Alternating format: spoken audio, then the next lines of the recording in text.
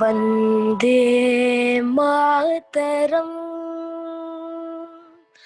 Vande Mataram, Vande Mataram, Vande Mataram, Sujalam Suphalam Malaya Shitalam Sasya Shamalam Mataram Vande Mataram Shubhra Jyot Bahubala Dharini Namami Tarini Ripudala Varini Mataram Vande Mataram Vande Mataram Tumi Vidya Tumi Dharma Tumi Hridi Tumi Marma Tvam Hi Prana Sharire Bahute Tumi Ma Shakti Hridaye Tumi Ma Bhakti Tomare Pratima Gadi Mandire Mandire Vande Mataram Vande Mataram Tvam Hi Durga Dasha Praharana Dharini Kamala Kamala Dala Viharini Vani Vidya Daini Tvam Namami Kamalam Amalam Atulam Sujalam Suphalam Mataram Vande Mataram Shyamalam Saralam Sushmitam Bhushitam Dharanim Bharanim Mataram Vande Mataram Vande Mataram Vande Mataram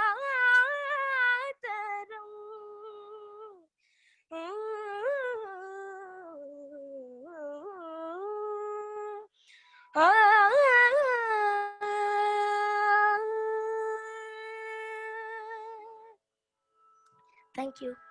Namaste Sabhapatayo Sabhapatibhyascha. Jaya Bharatadesham. Shubha Sandhya to all of you.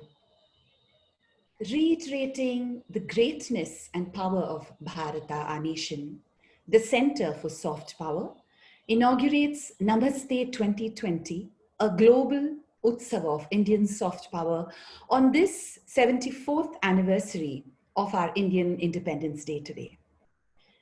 The sweet, earnest and resonant Vande Mataram was sung at the beginning today by the extremely talented young musician Rahul Vellal. The opening address will be by Shri Kiran Vadalamani, founder of Indic Academy and founder advisor, Center for Soft Power. He is an entrepreneur, seeker, activist, and an aspiring artist. Deeply passionate about art, philosophy, and Indology, he has set up 2 more foundations, the Indic Academy and Creative India apart from the Advaita Academy for pursuing these passions. Over the last decade, he has produced, mentored, and acted as a facilitator to several creative and intellectual initiatives by like-minded artists, scholars, and public intellectuals. I invite Shri Harikiranji to deliver the opening address. Thank you very much, Supriyaji. Sri Gurubhyo Namaha. Welcome to all of you. Happy Independence Day. It's indeed, it was about 2 years back we had conceptualized and co-curated and co-organized a conference on soft power in Delhi along with India Foundation. And when this discussion about wanting to do one more conference came about, Akka and myself, Vijayalakshmi Akka and myself, we talked about it, and then we felt that our civilization has to be celebrated. We have to celebrate, and conference is not a good forum to celebrate a civilization. So we thought that we should call it a festival, and Akka curated this phenomenal, fantastic festival along with the team. So it's a global Uthara of our soft power, so to speak. But today we celebrate our independence, and independence is a marker, and it's a marker of a social contract that we have entered into with our constitution. But we are actually a civilizational state. So in a civilizational state, constitution is just one marker, but our engagement and our contract is actually with Sanatana Dharma. So it's an engagement that we have as citizens of this beloved land, this holy land, we have with Sanatana Dharma. Our endeavor at Indic Academy and Center for Soft Power is to preserve, protect, and promote this Sanatana Dharma, this civilizational thought, this living being, this living thing of righteousness, this balance. That's what we're trying to do. And our thought at the intellectual level, at the cultural level, and the spiritual level, the way we think about our thought is in 3 buckets. And culture is the fulcrum. So all the intellect is manifested in this culture before we move on to the spiritual aspects. And CSP is a very important center that's being directed by Vijayalakshmi ji and her team. And our culture being the fulcrum, this is a very, very important initiative for Indic Academy. Some initiatives by various countries, they look at extending loans, building infrastructure, establishing institutes, and the various ways in which we try to promote our thought. But our orientation, if you see the symbol that we have chosen, is a banyan tree, and banyan tree symbolizes eternity. It symbolizes wisdom. It symbolizes a guru sitting under the tree, and that's what this festival is about our wisdom, and about how we can propagate our wisdom in an authentic, immersive, and transformative fashion. Now, while we are trying to look at soft power and we are trying to promote soft power, there's a ranking, global ranking of soft power. And that ranking, we are not in the top 30. We are somewhere around 38 or so currently. And our ambition is that we want to be a Vishwa Guru. At Center for Soft Power, we want to see that we are in the top 3 of this ranking by the year 2030. Now, how do we do that, right? A citizen can have an ambition to win a medal for the country, but a citizen having an ambition for the country itself, how do we actualize that aspect that a citizen says that, okay, I want my country to be something, and how do we do that? How do we achieve that? Because there's a competitive world out there, and we have some aspects of neocolonialism that's happening elsewhere, whereas we are not of that nature. So how do we be in the top 3 of the soft power 30, and how do we become a Vishwa Guru without actually moving, with a symbol like a banyan tree? Today, thanks to this COVID, we are having a situation wherein an incredible amount of global population is going internal. There's a extended period of reflection that's happening. And also this manifests in 2 ways. One is that there's an increased spiritual seeking, and then there's an increased creativity. So at Center for Soft Power, we call this as a 5C framework. We talk about consciousness. We are the first civilization to actually define consciousness. We have not thought of consciousness as something in being a part or a particle of a material body, but it's an independent principle. We have defined it as Satchit Ananda. That's the first time a consciousness has been defined. Then we talk about care and how Ayurveda can help us in terms of our health. And then we talk about craft. Everything that we do in terms of our agriculture practices, in terms of our various things that we do, we use, we look at sustainability. Then cultural experiences, just in terms of the kind of our culture, in terms of the Tirtha Yatras, in terms of the immersion that we happen when we go around, and that's a very important aspect. And lastly, creativity. We're having a session on creativity, on transdisciplinary aspect of creativity. And this is a very important aspect. So this is the 5C framework that the whole world is aspiring for these things. And all these things we have in abundance. Our knowledge on all these 5 aspects is immense. And we believe that if we offer authentic, immersive and transformative experiences, products and services in these 5 Cs, we would achieve the top 3 in that global soft power 30. And our time has come. There is this concept called 3 comma thinking. 3 commas is in a billion, there are 3 commas.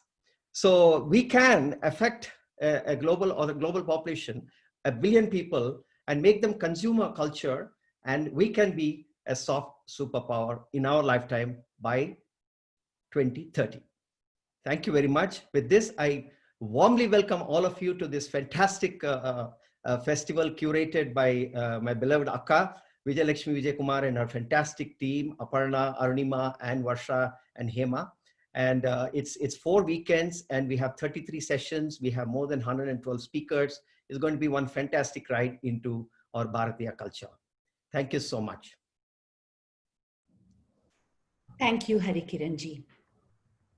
Guru Padodakam Samyak Tasmai Shri Gurave Namaha. Our ethos always offers a benediction to the Guru before we begin anything. We are blessed to have an Ashirvachanam by Swami Tejomayananda from the Chinmaya mission, a spiritual leader and a former head of Chinmaya mission, also a Padma Bhushan awardee. Swami Tejomayananda ji has published more than 100 books on Vedanta. We now have a video of the Swami blessing this event and everybody.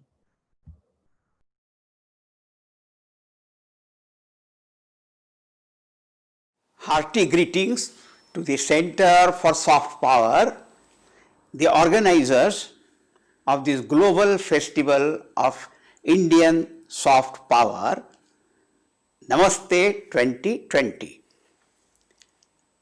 Hunger and thirst are the 2 most powerful factors which motivate all beings to act.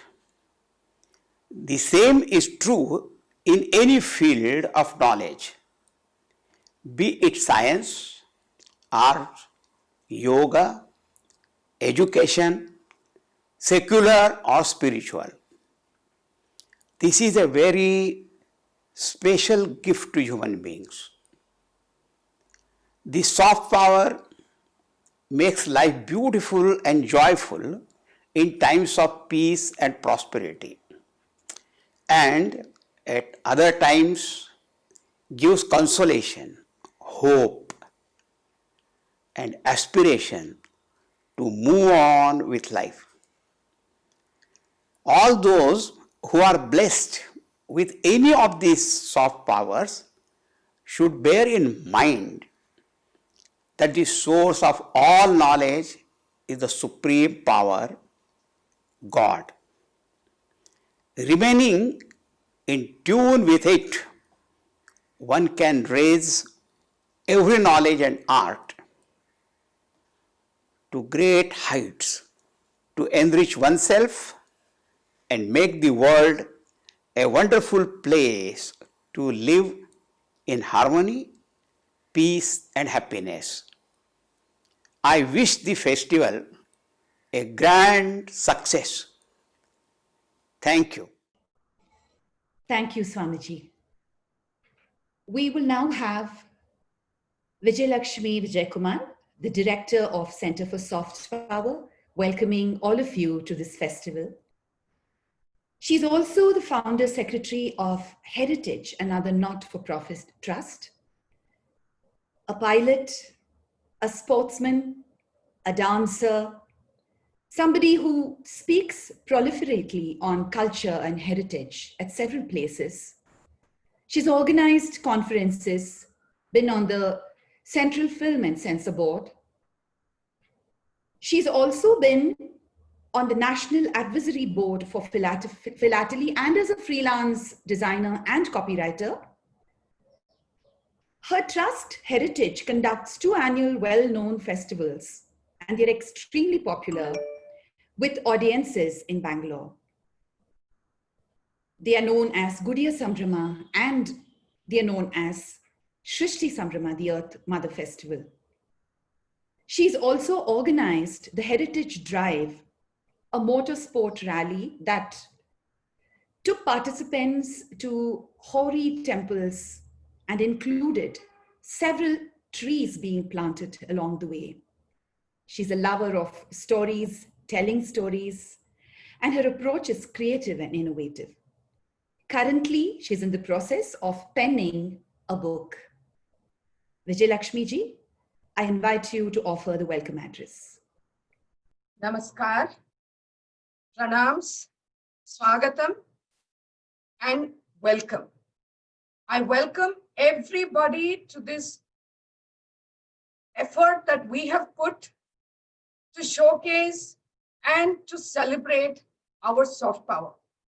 And it's really my privilege today because we have 2 great spiritualists amongst us, Swami Tejomayananda and Swami Avdheshananda. And then we have a whole plethora of young ambassadors. And we also have our Shri Dinesh Patnaik ji, who is the Director General of the ICCR, or the Indian Council for Cultural Relationships, a body that is meant to promote, preserve, and bring our heritage and culture across the globe. And our heritage and culture belongs to an unbroken civilization of over at least 7,500 years. I mean, I don't want to worry about how many years, but it is somewhere lost in the hoary mist of time. And in my calendar, today is a very important day, not just because it is our 74th Independence Day. So happy Independence Day to everybody. But it is also the Jayanti of one of my very favorite gurus, Swami Dayananda Saraswati, and also the Jayanti of somebody who I look up to, Sri Aurobindo Maharaj. My gurus, Swami Chinmayananda Saraswati, Swami Dayananda Saraswati, and their parampara, and many of the spiritual masters have done a lot of work to promote and to bring a greater understanding of this great ancient culture of ours, which is universal in spirit. our culture is something that takes the entire humanity and creation into its ambit. I remember a sloka from the Atharvana Veda, which is a prayer that says that, "O Mother Earth, there are people from different races and who speak different languages and who come from various places in this world. Please protect them all, O Mother." This is the base and foundation of the country that I come from. And like Harikiran said, the civilizational thought that India can give to the world is something that is phenomenal. And I would also like to say that we have with us these young ambassadors. I welcome each one of them because they are the ones who are going to carry forward what we have. We have them from various backgrounds here with us. We have somebody who is one archery. We have two children who are great musicians. We have this young lady, Malaika was, who's probably going to leave us because she has another urgent call. She was also here with us till now. She is a filmmaker and a wildlife personality, because sometimes we forget that the entire flora, fauna of this world is very important to us, and our culture tells us that that is no less than us.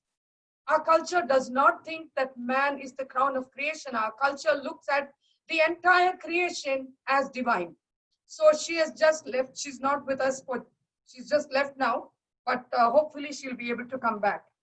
And I must say that it has been a great honor for me to work with the wonderful team that I have to bring this whole thing together. And like Hari said, we didn't want to make it a conference.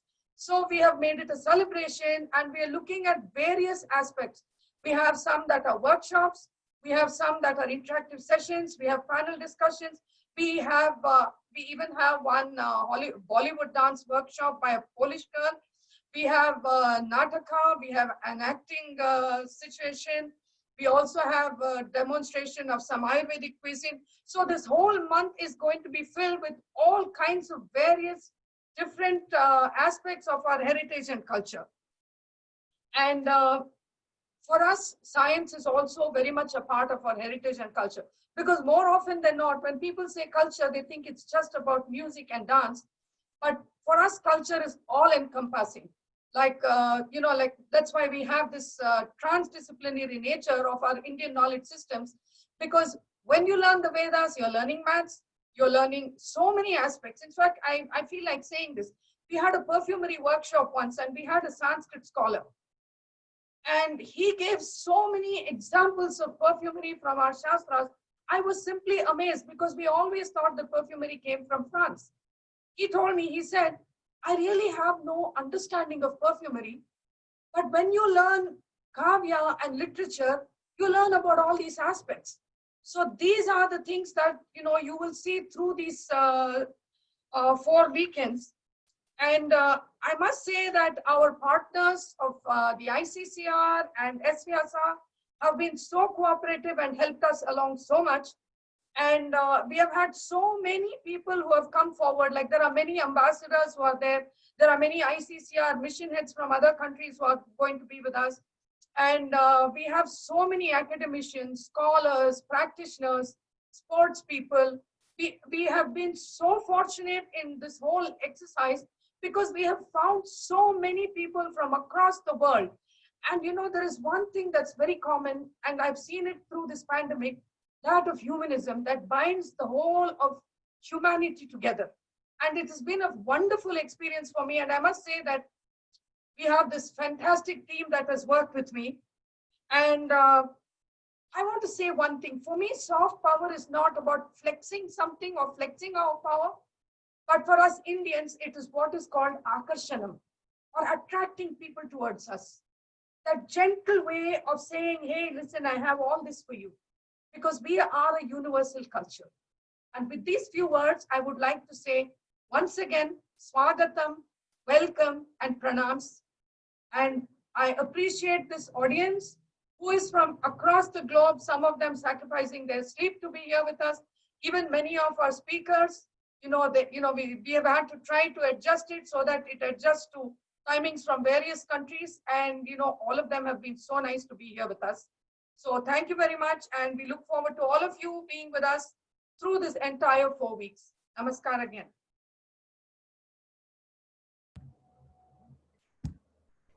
Thank you, Vijayalakshmi ji. We are also extremely happy to have with us today Shri Dinesh Patnaik, the Director General of Indian Council of Cultural Relations. A career diplomat of the IFS with over 25 years of experience in a variety of interesting and challenging assignments. He served in the Indian missions in Geneva, Dhaka, Beijing, and Vienna. Always extremely supportive of everything that CSP does. It's a pleasure to have him here to talk about the insights on soft power. Dinesh ji, over to you. Namaskar. Namaskar and happy Independence Day to all. I'm delighted to be here on this day at the inaugural ceremony of Namaste 2020, a global Utsav of Indian soft power. This Utsav will run for almost a month and will address the various facets of India's soft power, from its antiquity and cultural heritage to its scientific and technological capabilities, from Ayurveda and yoga to Indian cuisine and cricket, cinema, tourism, art and craft, classical music and dance, literature, languages. This 1 month of discussion will bring out the different aspects of India's soft power. Now, I don't have to tell you what is soft power. Since Joseph Nye coined the word more than 20 years ago, this has become part of the global lexicon. Hard power, soft power, smart power, all these have been analyzed and discussed over the past 2 decades. And yet, I'm not sure whether we have a clear understanding of what soft power means. In a general sense, yes, we know what it means. Like Joseph Nye says, soft power is to get others to want what you want. That's a very simplistic way of looking at things, but most of us see it that way. We see soft power as a non-coercive way to influence others, to do what we would like them to do. It does not use hard or military power, but uses the power of cultural influence to co-opt others. So, what is this? Finally, it comes down to cultural influence. But what is cultural influence? Culture is not just about performing arts, music, dance, painting, artisans. It is life itself. And the best way to describe it is Sanskriti, our own Sanskriti, the way of life, how a society sees itself in all its different forms, economic, political, social, etc. And Joseph Nye had that in mind when he coined the word cultural influence, or when he said soft power. When he said cultural influence, he meant the political and economic culture of that country. And 20 years ago, when he coined it, that meant liberal democratic politics and free market economics. These were the mantras, the traits which countries around the world aspired to. So in a sense, what he meant was that the culture of a country incorporates everything: its political system, its economic strength, its values and traditions, its cultural heritage, its historical legacy, everything. Now, I'm not going to waste time trying to analyze the meaning of soft power. For us who are practitioners of soft power, it translates ultimately into cultural influence, where culture is the sum total of all aspects of a country. Today, I've been asked to talk on insights into soft power. That's a topic I've been given today by the organizers. India is blessed because we have all the soft power resources or assets at our disposal. I call them soft power assets because these are the assets a country has. All countries have them. Some have it in big quantities, some have it in small quantities, some have it in high quality, some have it in low quality. But all of it are soft power assets, like I said before. And from antiquity and cultural heritage to scientific and technological capabilities, from Ayurveda and yoga to cuisine and cricket, from cinema, tourism, art and craft, classical music and dance, literature, languages. These are all soft power assets that we have. And India has great strength in all of this. And add to it our strong political system, our democracy, the largest elections in the world, free press, strong institutions, and most important, strong and capable leaders. From the time of independence till now, we have had leaders who could lead us, who were shining beacons of hope in the world. And this is important because these are all the necessary strengths that you need to be a soft power superpower. And we have all of this. But we have to question a few things. But does having all these soft power assets translate into influence? Not necessarily. Because just having assets does not mean influence. We have to have the mechanism, the wherewithal to translate these assets into influence. Just having a great cultural heritage with magnificent monuments, a historical legacy, and tremendous tourism potential is of no use if we do not have people aspiring to come to India to see it. Even today, our tourism numbers are one of the lowest in the world. Similarly, having great classical music and dance traditions that we have, the variety that we have, does not necessarily mean that everyone in the world will want to learn it, watch it, and look up to us. We have to showcase it. We have to package it in such a way that the world aspires to know it. We need to utilize these great soft power assets that we have in a manner that it translates into an aspirational asset that the global community looks up to, marvels at, and wants to participate in it. This should be our endeavor. In this regard, there are three aspects of soft power that I'd like to discuss here, that I'd like to actually mention to the audience that is here. To be able to understand how soft power works, these aspects are important to note. First thing, soft power, like Vijayalakshmi ji said, is about admiration and inspiration. People have to admire and be inspired by your soft power assets. Your culture, your democratic systems, your cultural heritage, your historical legacy, your technological strengths, all these needs to be admired and inspire people to try and emulate you, be like you. All countries in the world have their own soft power strengths. It's only when other countries admire and look up to it, does it translate into influence and power. Just having soft power assets does not make a difference. Secondly, soft power cannot exist on its own. It needs hard power in the form of either political strength, of course, military capability, and economic strength to be effective. Just imagine if the US today was a poor democracy with basic military strength and a poor technological capability. How many countries in the world would aspire to want to be like it? It does not, because even if you have all the soft power in the world, if you do not have hard power, it does not translate into power at all.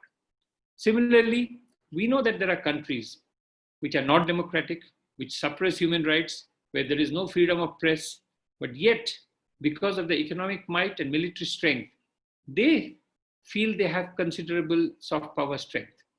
So for us, it's important to understand that if our soft power assets have to fulfill its potential, we need to grow both politically and economically as a nation. There is no other way.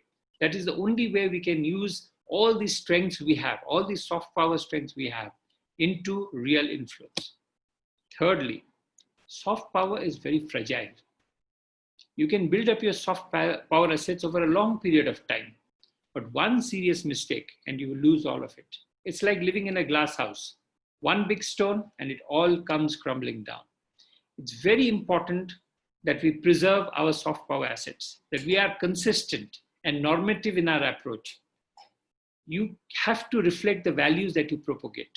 There cannot be hypocrisy, where we preach something globally, but behave differently at home. And this fragility of soft power comes from only one thing, hubris, from pride. Whenever nations have allowed hubris and pride to overtake them, they have failed or collapsed, particularly their soft power assets. From being seen as a model country, they're seen with suspicion. And hubris comes from thinking that your culture, your systems, your traditions are the best. And the world has no option but to come to you, aspire to be like you, learn from you. This hubris is the thing which will bring us down if we have it. Culture actually thrives when it is shared. When you start respecting each other and developing a shared culture that takes the best of both countries, both systems, both cultures. And that is what is at the essence of cultural diplomacy, which is at the heart of it. It's about mutual exchanges, joint collaborations, common plan of action. And this is what ICCR is all about, the cultural diplomacy that we do, about promoting mutual understanding, nurturing positive images of both countries, mine in your country, yours in my country, and propagating positive views and opinions. It is in this context that soft power thrives and becomes an asset that brings you influence and understanding, that assists you in translating the wonderful soft power assets that you have into a force for good and mutual benefit. I would like to end here. I don't want to continue because these are the three things I wanted to talk about. I'd like to end here by thanking the organizers of this Utsav of Indian Soft Power for inviting me to address them, especially Vijay Lakshmi ji from the Center of Soft Power. They have a wonderful program ahead, which will continue for a month. I'm looking forward to the results of the discussions and deliberations that will take place, as it will help us identify our soft power assets and help in formulating a win-win strategy for greater cultural and soft power diplomacy. If we are to achieve our objective of being, as Hari Kiran ji said, in the top 3 in the global soft power index, we need to have a long-term plan and strategy. I'm sure the deliberations of this celebratory conference, I'm glad you called it celebratory because we need to celebrate our soft power, will help us in doing so. So thank you once again, and I wish the conference all success. Thank you very much. Thank you so much, Dinesh ji. Nachiketa, Dhruva, Maitri, Gautami, Prahalada, Sita, Savitri, all of these were unique personalities from our Upanishads and Puranas, even as they were children. And their great qualities as adults were a continuity of their extremely bright childhood. We welcome 4 such eminent young adults today who are young ambassadors of our country and its ethos to share their experiences and thoughts with us. We will first have Muskaan. Kirar is an Indian archer who's won the gold medal in the archery competition of Asia Cup. Welcome, Muskaan. Good evening. Thank you for inviting me on this Namaste 2020 Global Utsav of Indian Soft Power. सबसे पहले तो सबको स्वतंत्रता दिवस की शुभकामनाएं। मैं सबसे पहले अपने बारे में बताना चाहती हूँ। मेरा नाम मुस्कान किरार है और मैं एक अंतर्राष्ट्रीय तीरंदाज हूँ। मैंने 2016 में एमपी स्टेट आर्चरी एकेडमी में आर्चरी स्टार्ट की थी और मैंने अभी तक नेशनल इंटरनेशनल में टोटल 16 मेडल्स जीते। मैंने विदिन 6 months 2017 में सब जूनियर में चैम्पियन बनी and 2018 and 19 2 bar Asia cup में चैम्पियन बनी और अपना टाइटल डिफेंड किया। 2018 एशियन गेम्स जकार्ता में मेरा सिल्वर मेडल है and various competitions of world cups and world championships and Asian championships I have medals. मुझे सबसे अच्छा लगता है कि जैसे जब मैं फॉरेन कंट्रीज जाती हूँ इंटरनेशनल खेलने, तो जब भी मैं मेडल जीतती हूँ, सबसे ज़्यादा तो गोल्ड जब मेडल जीतती हूँ, तो जब मैं पोडियम में खड़ी होती हूँ और जब हमारा झंडा फहराता है और नेशनल एंथम प्ले होता है तो बहुत ज़्यादा गौरवान्वित महसूस करती हूँ।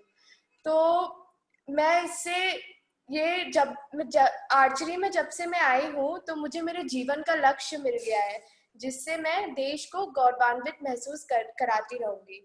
तो मैं आप सभी से ये कहना चाहूँगी कि स्पोर्ट्स के जरिए अपने देश का नाम रोशन कर देश सेवा में अपना योगदान दे सकते हैं।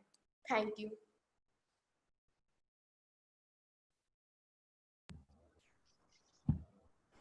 Thank you so much, Muskaan. Congratulations and keep making us proud. We have next with us Rahul Vellal, who we heard at the beginning offering the Vande Mataram, who is a child prodigy in classical Indian music. Over to Rahul Vellal. And before we start, I must tell you, Rahul, I'm a great fan of yours. Thank you so much. So, Namaste everyone. I'm Rahul Vellal. I'm 13 years old. So I've been learning Carnatic music for the past 9 years. And my gurus are, I'm learning classical music from Vidushis Ranjini and Gayatri.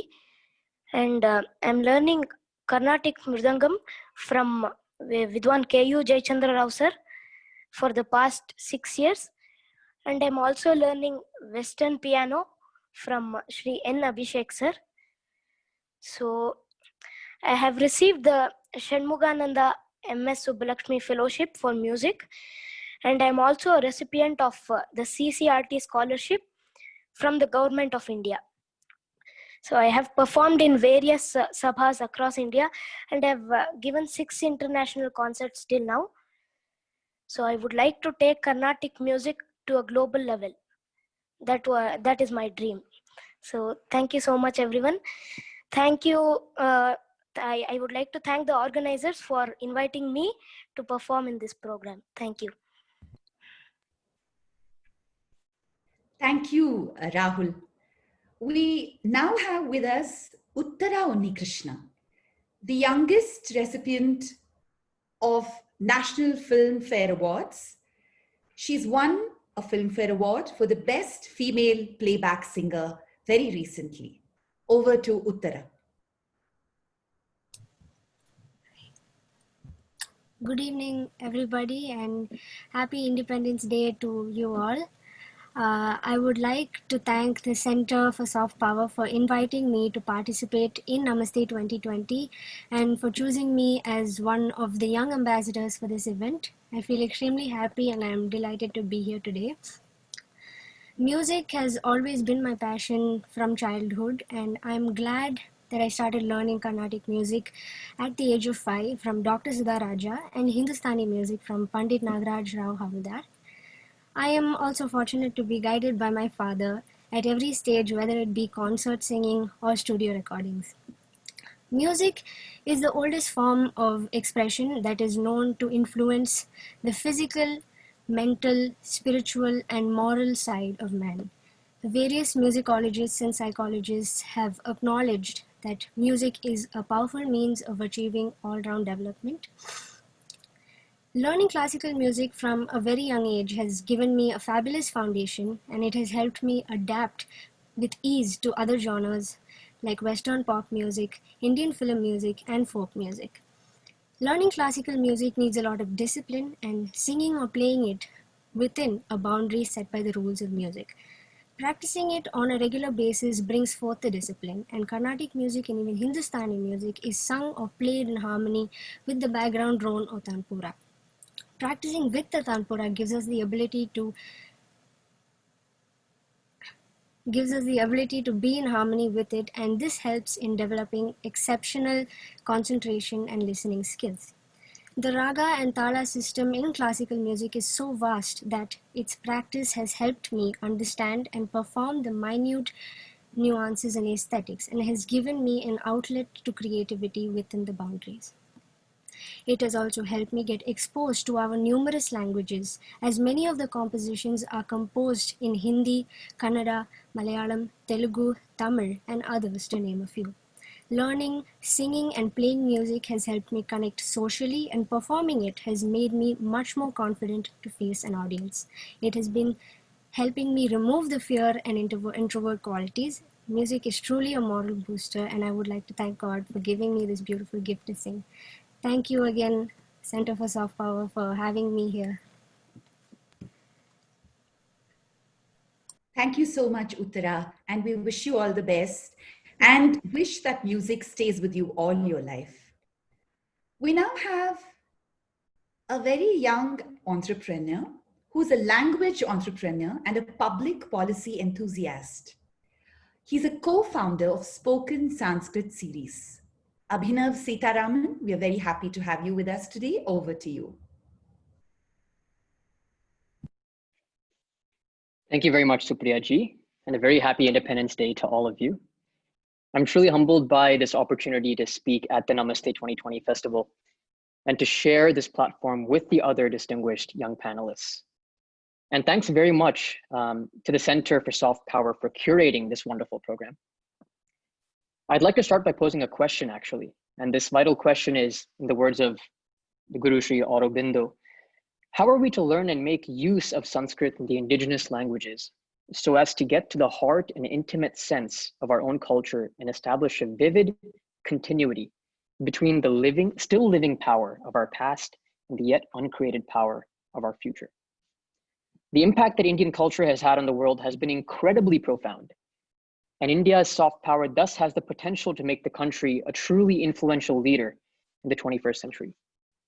And Sanskrit, or Samskritam, is the foundational piece for many of India's contributions to the world. So much so that I actually like to call it one of the nation's eternal cultural ambassadors. It's a conscious language, and one that can lead to an awakening of the inner self. Sanskrit is often thought of as a language of mysticism, a seemingly complex language that is too difficult, too mundane, and too impractical, quite frankly, to learn. Nothing could be further from the truth. Learning Sanskritam is an exploration of the mind, a fascinating entry into the world of grammatical precision and perfection.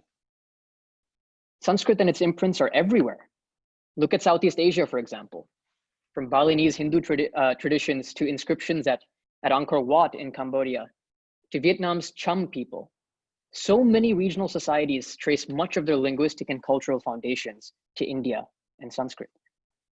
In Western societies, interest for Sanskrit and Indian culture has continually risen throughout the years in the form of yoga, meditation, Ayurveda, and well-being, with the global wellness industry being valued at over $4 trillion today. Viewing Sanskrit through an educational lens can also shed more light into its role in shaping India's soft power. Education is one of the most effective soft power instruments, and here one need not look further than the great Takshashila University. Regarded by many scholars as one of the oldest universities in the world, Takshashila became an important center for international learning, with Sanskrit serving as one of the primary languages of communication and teaching. Subjects taught ranged from Vedic and Buddhist studies to science, mathematics, medicine, politics, debate, warfare, philosophy, and astronomy. Many of the university's alumni are regarded as the most influential thinkers in Indian history who also had profound impacts on the development of contemporary global thought.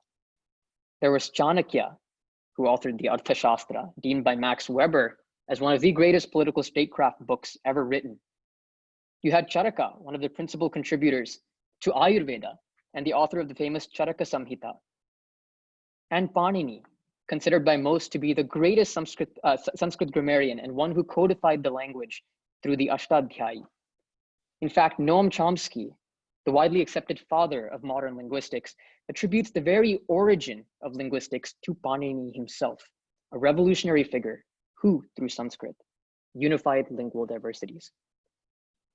Today, in addition to having more access to knowledge than ever before, we must not be denuded of empathy and of the ability to mutually appreciate global cultures and their intricacies. Language is a medium through which we're able to bring about a more nuanced understanding between people, cultures, and therefore nations. Swami Vivekananda himself once said, "Knowledge is only skin deep as civilization is. Teach the masses in the vernaculars, give them ideas. They will get information, but something more is necessary. Give them culture."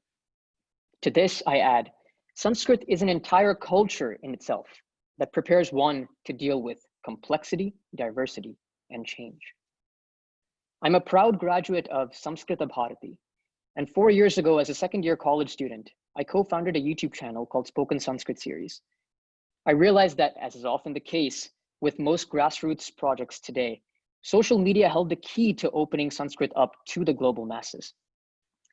Hence, the goal during the inception of this channel was to break down the seemingly complex language in a way that makes it enjoyable to learn and propagate it in a manner that easily resonates with viewers. To illustrate, videos do not exceed 7 minutes each and consist of a combination of proper lessons, short stories, and travel vlogs of cities and countries all over the world. One of the most rewarding byproducts of the channel's commencement has been the reception of overwhelmingly positive comments and feedback on the videos, something that is not only humbling and inspirational to us, but also a sign that the culture that speaks Sanskrit is very much alive. Furthermore, to see my peers from different ethnic backgrounds speak and learn the language out of sheer interest and appreciation made me realize that we are culturally connected in more than one way, and in this particular case, through language. I hope to see Spoken Sanskrit series play a key role in the global Sanskrit revival movement and see Sanskrit as a linguistic medium that enhances cultural sensitivity between citizens of the world. Whatever footprint this channel has made and will hopefully continue to make, I wish to deem it as a tribute to this beautiful language and major symbol of India that has enriched populations and civilizations for millennia. Thank you very much. Thank you, Abhinav. I'd like to thank all our young ambassadors. It was wonderful and delightful to listen to you all. God bless you and continue making us proud. We are extremely honored to have with us Swami Avdheshananda Giri Maharaj Ji, Acharya of the Mahamandaleshwar of Juna Akhara, blessing us with his Ashirvachanam. A spiritual leader, an author, a preacher, Swami has chaired several international conferences on climate change and is a regular speaker at various international forums. He will now join us with a video message specially for this day. Om Shanti, Shanti, Shanti Om.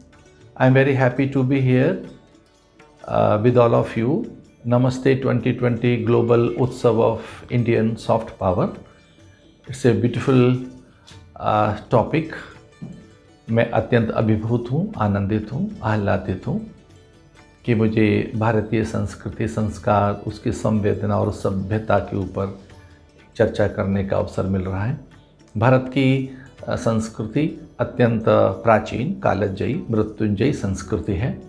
यह हिंदू वैदिक धर्म सनातन संस्कृति कौटुंबिक प्रवृत्तियों के ऊपर आधारित है। ये पूरे विश्व को अपना मानती है, पूरे विश्व को परिवार मानती है। जो कुछ भी विद्यमान है, भाषित है अथवा जो दिखाई दे रहा है, वह सब एक कुटुंब ही है। धरती, अंबर, अग्नि, जलवायु, निहारिकाएं, नक्षत्र, पौधे, वनस्पतियां, पेड़, सब एक परिवार है। हमने तो धरा को भी माँ कहकर उसे अत्यंत आदर दिया है।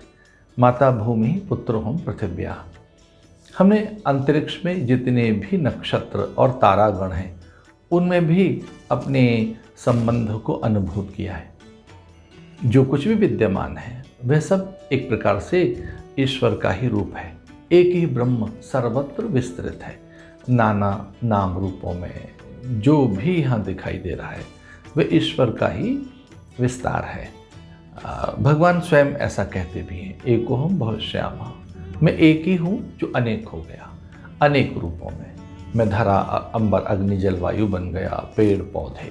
मैं ही जड़ चैतन्य में हूँ। जितने आकाश में उड़ने वाले पंछी परिंदे हैं, वो सब मैं ही हूँ। गीता में भगवान अपनी विभूतियों का वर्णन करते हुए कहते हैं, नदियों में मैं गंगा हूँ, वृक्षों में मैं अश्वत्थ पीपल हूँ, हिमालय हूँ मैं, अथवा जो कुछ भी वैसा है जिसमें सौंदर्य है, विभूति है, आकर्षण है, अद्भुत है, अलौकिक है, उसमें मेरी ही कोई विभूति अथवा मेरे अंश हैं। ममैवांशो जीवलोके जीवभूत सनातन। यहाँ जितने भी जीव हैं, उनमें भगवान का ही अंश है। वो हमारे अंशी हैं। परमात्मा अंशी है, हम उसके एक अंश हैं। और ये सकल विस्तार इस प्रकृति का, ईश्वर का ही विस्तार है। भगवान के विषय में उपनिषद कुछ ऐसा ही कहते हैं कि सर्वत्र वही एक है। ईसावास्य इदम सर्वम यत् किंचित जगत्याम जगत। जो कुछ है, पर उसके लिए ऐसा भी वेद कहते हैं, तेन त्यक्तेन भुंजीथा मां हृदय कस्विद्धनम। उसे त्यागपूर्वक, विचारपूर्वक भोगा जाए। पूरे पश्चिम को, पूरे संसार को भारत ने जीने की कला सिखाई है। पूरे संसार को ये बोध कराया है कि अंक अक्षर का प्रयोग कैसे किया जाए। दशमलव का ज्ञान, प्रतिशत का प्रबोध अथवा शून्य का बोध भारत ने दिया है। भारत ने आहार की विविध पद्धतियाँ और जीवन की अनेक विधाओं का ज्ञान कराया है पूरे संसार को। आज भी पूरे संसार में भारत की औषधियाँ आकर्षण का केंद्र बन रही हैं। भारत का विचार, अध्यात्म। अभी कुछ दिन पहले पूरे संसार ने योग के चमत्कार देखे हैं। विशेषकर कोरोना काल में इस संकट के समय जब पूरे संसार में एक भयानक महामारी है और पूरी सृष्टि में भय, असुरक्षा है, व्यक्ति प्राणों के लिए चिंतित है, ऐसे काल में योग संबल बना है। प्राणायाम ने बड़ा आश्रय दिया है। उसी जीवनी शक्ति, प्राण शक्ति का संचार हुआ है, आशावादिता जगी है और पूरे संसार में योगाभ्यास हम देख रहे हैं। तो जो योग पूरे संसार में फैल गया है उसका मूल भारत ही तो है। न केवल योग प्राणायाम बल्कि जीवन की अनेक विधाएं आज भारत की औषधियों में, विशेषकर आयुर्वेदिक औषधियाँ अथवा आध्यात्मिक विचार, विविध आध्यात्मिक साधन पद्धतियाँ, जीवन शैली में अनेक जीवन के आयाम पूरे संसार में आज स्वीकृत हुए। तो भारतीय संस्कृति के लिए एक अद्भुत मान्यता, हिंदू वैदिक सनातन धर्म संस्कृति उसकी संवेदनाओं के लिए एक अद्भुत मान्यता पूरे संसार में है। चूँकि हम बहुत प्राचीन हैं, मैं बहुत विश्वास के साथ ये बात कहना चाहूँगा कि इस पूरी धरती पर अनेक सभ्यता संस्कृतियों ने जन्म लिया। लगभग 47-48 सभ्यता और संस्कृतियाँ यहाँ पैदा हुई और वो खो गईं, खुर्द-बुर्द हो गईं, उनका कोई अस्तित्व नहीं दिखाई देता। मैं ये भी कहना चाहूँगा कि यूनान, स्पार्टा, सपार्टा, रोम, मिस्र, बेबीलोन आज कहाँ हैं? वो नहीं दिखाई देते, या हैं तो उनका कोई अस्तित्व नहीं है, और अस्तित्व है तो वो बस अवशेष भर रह गए। पर हमारी संस्कृति चिरकाल से है। क्योंकि हमारी संस्कृति का जो मूल स्वर है वह परमार्थ है, वह देना जानती है, सबको अपना मानती है, दूसरों के अधिकार, सम्मान, स्वाभिमान, उनकी निजता के प्रति अत्यंत संवेदनशील है। हम ऐसा मानते हैं कि दूसरों के अधिकारों को न छीना जाए, उनके सम्मान स्वाभिमान की रक्षा की जाए, और वो कभी न किया जाए जो स्वयं को अच्छा नहीं लगता, जो स्वयं को दुख देता है। आत्मन प्रतिकूलानि परेशान न समाचरेत, जो हमको अच्छा नहीं लगता वो अन्य के साथ न करें और साथ साथ चलें। हमारे स्वर, हमारी चेतना, हमारा व्यवहार, हमारी प्रकृति, हमारा स्वभाव एकीकृत हो। संगच्छध्वम संवदध्वम संवो मनासि जानताम देवाभागम यथा पूर्वे संजानना उपासते। हम दूसरों के अधिकारों की रक्षा करें, और विशेषकर महिलाओं का आदर हमारे यहाँ बहुत है, कन्याओं के लिए बहुत आदर है, अतिथि अभ्यागत आगंतुक के लिए बड़ा आदर है, रोगी के लिए एक अत्यंत संवेदनशीलता है, वृक्षों के लिए उन्हें हम पूजते हैं। कौन सा वृक्ष ऐसा है जो हमारे लिए पूजनीय नहीं है? कौन सा पशु ऐसा है जो हमारे लिए आदरणीय नहीं है? इसलिए पशु, पंछी, वनस्पति, झील जलाशय, सरित सरोवर और जितनी भी दिशाओं में जो कुछ भी दिखाई देता है उसे हम परमात्मा का ही रूप मानते हैं। इसलिए संसार को पर्यावरण की संचेतना भारत ने सिखाई है। भारत ने बताया है कि सबके लिए आदर रखा जाए, चूँकि परमात्मा सब में है। ये जो आत्मा का ज्ञान है, जो आत्मविचार है, भारत ने दिया है। पूरा पश्चिम पूरे विश्व को एक बाजार मानता है, जबकि भारत पूरे विश्व को एक परिवार मानता है। इसलिए जो एक कौटुंबिक प्रवृत्तियाँ भारत से गई हैं, भारत का योग, भारत की आध्यात्मिक अनेक साधन विधियाँ, विशेषकर यहाँ की औषधियाँ एक सॉफ्ट पावर बनकर आई हैं। नमस्ते 2020 में मैं ये कहना चाहूँगा कि भारत का योग, भारत का आध्यात्मिक विचार एक बड़ी सामर्थ्य है, और उसी से पूरे विश्व में एकता, शांति, समन्वय और पूरे विश्व में प्रेम को हम पैदा कर सकते हैं। आज विश्व असुरक्षित, अशांत, भयभीत, अत्यंत क्लांत, व्यथित, पीड़ित और अभावग्रसित अनुभव कर रहा है। विशेषकर इस कोरोना के काल में एक भय के साथ साथ में, असुरक्षा के साथ साथ में आत्महीनता भी पूरे संसार में दिखाई दे रही है। तो भारत के योग से, भारत की आध्यात्मिक विविध साधन विधियों से हम पूरे विश्व को आत्मविश्वास दे सकते हैं, और उनमें एक ऐसी चेतना को भी हम जागृत कर सकते हैं जो उनकी निज चेतना है, जो उनकी स्वाभाविकता है। अध्यात्म स्वभाव उच्चते, अध्यात्म कुछ और नहीं, अपने स्वभाव में लौटने का नाम अध्यात्म है।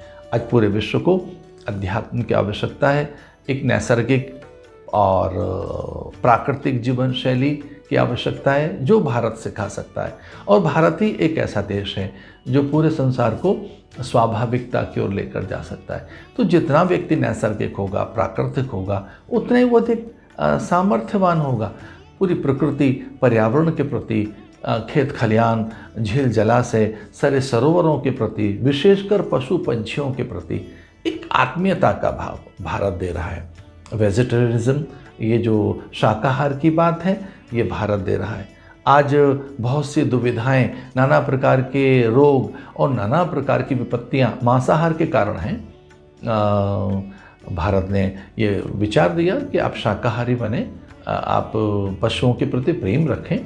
और ये बात अभी निकल कर आई है कि धरती पर भारी कार्बन का उत्सर्जन हो रहा है।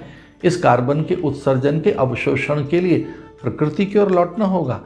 और रेड मीट के द्वारा जो मीट ईटर हैं, जो मांसाहारी हैं, वे बहुत अधिक भयानक कार्बन पैदा कर रहे हैं धरती पर। ग्रीन हाउस गैसेस किस तरह से आज चर्चा का विषय है। मैं सॉफ्ट पावर की बात कहूँ तो योग विचार के द्वारा हम भारत के ज्ञान विचार को बाहर लेकर जा सकते हैं और पूरे संसार के शांति, सुरक्षा, प्रेम और आनंद का कारण बन सकते हैं। हम इस दिशा में अपने आध्यात्मिक प्रयोग करें। नमस्ते 2020 का प्रयास अत्यंत स्तुत्य है, अनुकरणशील है। मेरी बहुत बहुत शुभकामनाएं इस दिशा में प्रयास कर रहे आप सब लोगों के लिए। Dhanyosmi, Swamiji. It is true. I think soft power is about the only power that can bring all the kindred spirits and sensitize them to the need of the universe at this moment. We will now have the closing remarks by Hari Kiranji. Hari Kiranji, I invite you to come and give the closing remarks. The session, we had the inaugural session. The young ambassadors were extraordinary, and the insightful remarks by Dinesh, especially on hubris. And we have seen what it means for countries that have hubris and the kind of pushback that we will have. So thank you so much, Dinesh, for those remarks about the economic aspect of soft power. In fact, that's one of the things that we are actively working on and looking at how we treat our soft power as a natural resource that we are endowed with, and how do we look at the economic aspects and the economic value chain of it. Yeah, it's very true that we cannot be a soft power unless we are an economic power also.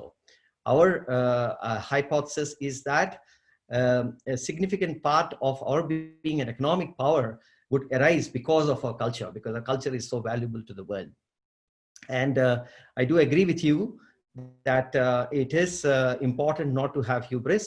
We have seen the effect of hubris and the kind of pushback that's there globally against countries that have exhibited this hubris. Thank you very much for your insightful remarks. I have an important announcement to make. We at Indic Academy have a new initiative called Indica Pictures, which we are looking at. We have just recently launched it. Danji Thotpalli is the chief curator. He has assembled a fantastic team, a global team. And we are, the first thing that we have done is that we have signed up a contract, signed up an agreement with Rukmini Vijay Kumar for 4 films. The first film you have seen, which we have launched at the Yoga Festival, International Yoga Day. We will be sharing that video with you right now. And she was actually scheduled to make a video for us on consciousness. But unfortunately, because of COVID, she could not shoot it. But hopefully before this festival ends, we hope we can, she can produce that and then we can share it in the festival. And we have 2 more that will come up on Ayurveda and also on Basant Panchami. So these are the 4 videos Indica Pictures has asked Rukmini to make. We are having a festival on November 15th called the Indic Film Utsav. And this film Utsav is for filmmakers who are celebrating our civilization. Our theme is Forgotten Memories, Untold Tales. And we have a elephant as our logo and as a mascot for that. We are launching a contest from tomorrow onwards till the September 5th. And this contest is basically, you have to give us ideas. You have to make us small 1-minute promos for this film Utsav. And the prize winners, we will give you, we have prizes for this, 25,000, 15,000 and 10,000 for the best awardees. And the film itself is targeted from November 15th onwards. It's basically open for any feature film, documentary, ultra shorts, pilots, anything. But basically, we want to celebrate our civilization. So we are looking at positive cinema, not phobic cinema, which is very rampant. We are looking at any filmmaker who celebrates our civilization. So there are several stories that need to be told. And film medium is one important way of getting through this. We aspire to be some kind of a Sundance, Indic Sundance kind of a institute, encouraging through an incubation fund, through grants, through signing up with fantastic artists like Rukminiti. So several initiatives we have, and master classes, workshops, and the like. So with those remarks, I would like to show the video that we have produced with Rukmini for celebrating our yoga on International Yoga Day. Could you please show the video? Please also share the flyers regarding the contests. So this is the film Utsav that's launched on November 12th to 15th. And this is the 1-minute promo challenge. Yeah.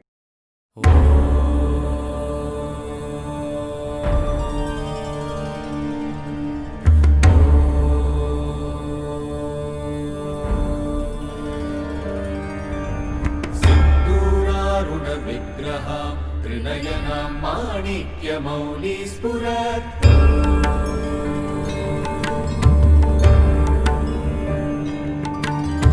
तारानायक शेखरा स्मितमुखी मामीनवक्षोरुहा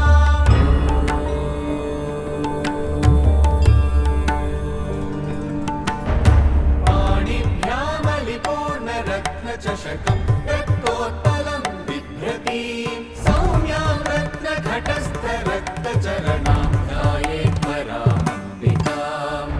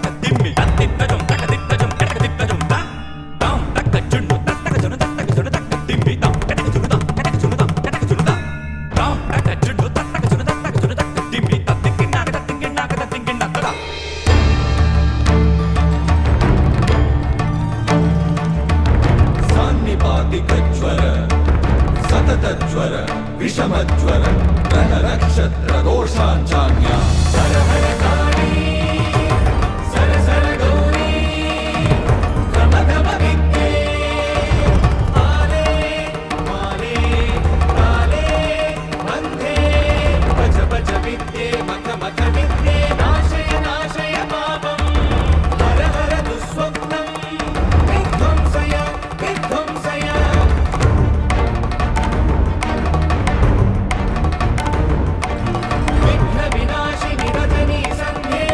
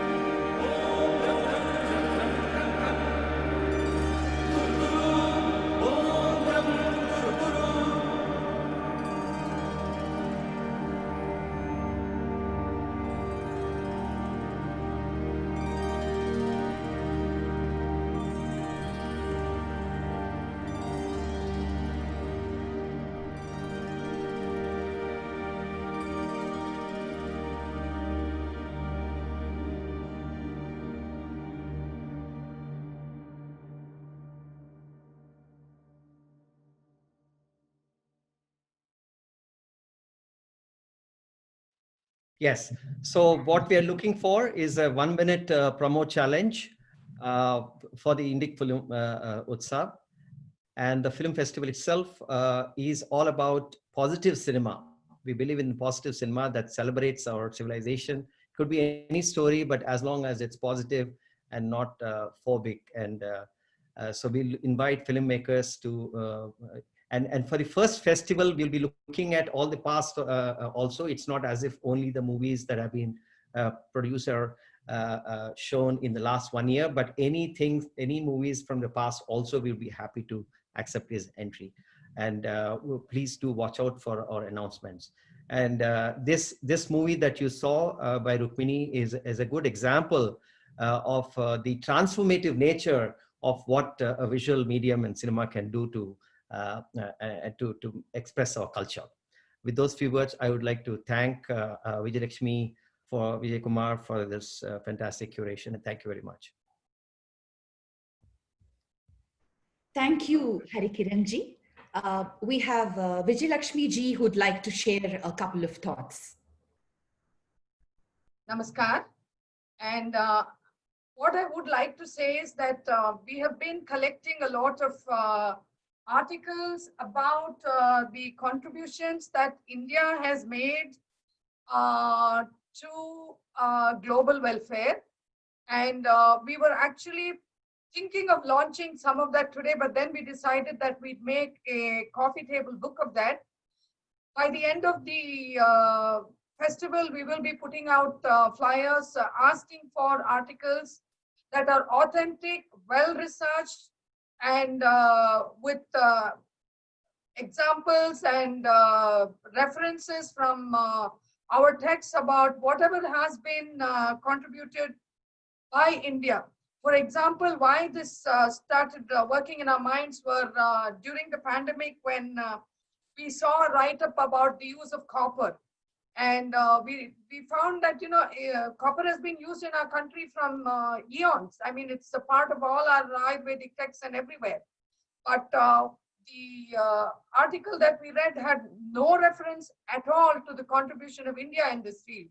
So then we realized that there are so many aspects of our findings that are very much a part of our culture that are not actually exposed as scientific. I don't know for what reason this has happened.